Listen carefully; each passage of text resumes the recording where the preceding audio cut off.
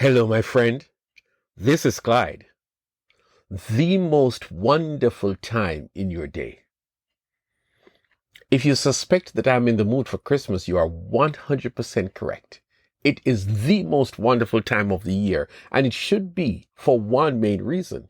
We get a chance to celebrate the birth of Jesus on a grand scale. He came from heaven to earth to show the way. Jesus did not take a royal trip down to earth to visit earthlings. He came with purpose, and that purpose was totally realized when he died on the cross. It was painful, horrendous, bloody, dreadful, but that was his mission, to die a horrible death to redeem us. You might be wondering how I switched from Christmas to Easter. That's simple. There is no real sense to celebrating Christmas without recognizing that what started in the manger in Bethlehem was a journey that led to that fateful day when the King of Glory was crucified. Jesus was born to die so that we who were dead could be born again. Wow, I love that. Let me say it again. Jesus was born to die so that we who were dead could be born again. Hallelujah.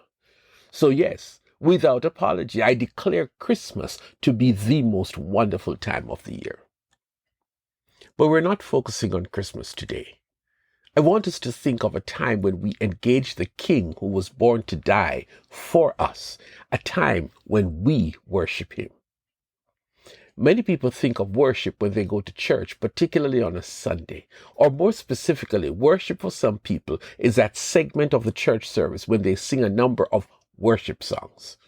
It is a time to sing and clap your hands, and some people even dance. But generally, that is their time of worship. But is that the only time you worship?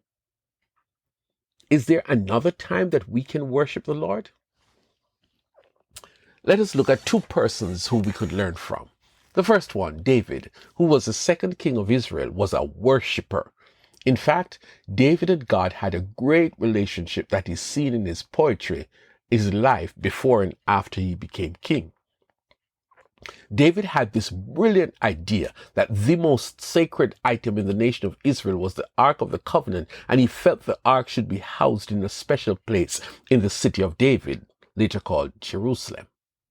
Well, that mission was interrupted when someone thought the ark was going to fall off the cart and tried to steady it, and God struck that man because it was considered irreverent for him to touch the ark. So the rest of the trip was cancelled, and the ark was left in someone's home for 3 months. But David wanted the trip to be complete, so another procession happened. I want you to hear this straight from the Bible. So David went to bring up the ark of God from the house of Obed-Edom to the city of David with rejoicing. When those who were carrying the ark of the Lord had taken 6 steps, he sacrificed a bull and a fattened calf. Wearing a linen ephod, David was dancing before the Lord with all his might, while he and all Israel were bringing up the ark of the Lord with shouts and the sounds of trumpets. 2 Samuel 6:12-15. Did you hear that? David danced before the Lord in open public, in the procession, with all his might. His Majesty, King David, threw aside his robe and crown and all the other royal paraphernalia, and he danced like there is no tomorrow before the Lord. The man, the king, was worshiping the Lord, and it was not even the Sabbath day. I am sure David did not plan to, but something inside of him came alive, and David must have been so delighted to be part of this great event for God that he just simply broke out in worship. Let's go over to something special during the reign of David's son, Solomon, who succeeded him. He was charged to build the temple, and when the beautiful palatial structure was done, there was a special procession to move the ark to its rightful place inside the newly built temple. All of Israel came out to witness this grand celebration. Well, like father, like son. Solomon King Solomon and the entire assembly of Israel that had gathered about him were before the ark, sacrificing so many sheep and cattle that they could not be recorded or counted. 2 Chronicles 5 and verse 6. Solomon could not contain his joy. He broke out in unbridled worship. This was more than they had planned. That kind of worship could not wait. It just erupted. When was the last time you worshiped the Lord without plan and not when you are in church during that segment of the service? Why are you asking that question, Clyde?